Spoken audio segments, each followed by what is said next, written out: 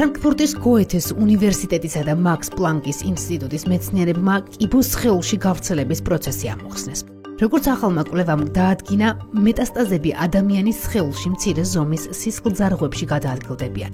სიმსივნური უჯრედები უტევენ მოლეკულას, რომელსაც სიკვდილის რეცეპტორი 6 ჰქვია. ამის შემდეგ სისხლძარღვებში თვითგანადგურების პროცესი იწყება, რაც სიმსივნეს გავრცელების საშუალებას აძლევს. მეცნიერების აზრით, სიკვდილის რეცეპტორი 6-ის დაბლოკვის შემთხვევაში შესაძლებელია სიმსივნის გავრცელება შეჩერდეს, რადგან ამჯერად კიბოს დაბლოკვის სხვა მექანიზმი არ არსებობს.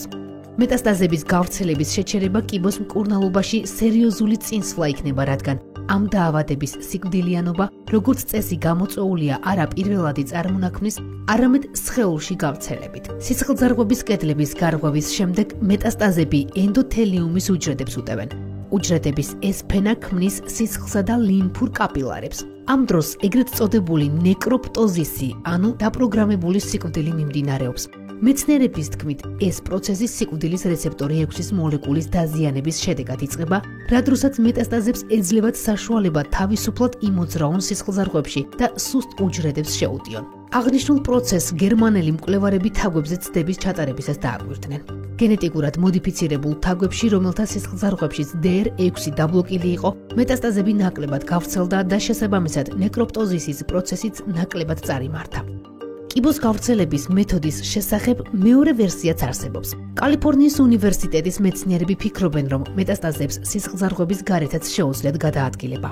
ამერიკელი მკვლევარები მეტასტაზების გავრცელების ამ გზას ანგიოტროპიზმს უწოდებენ.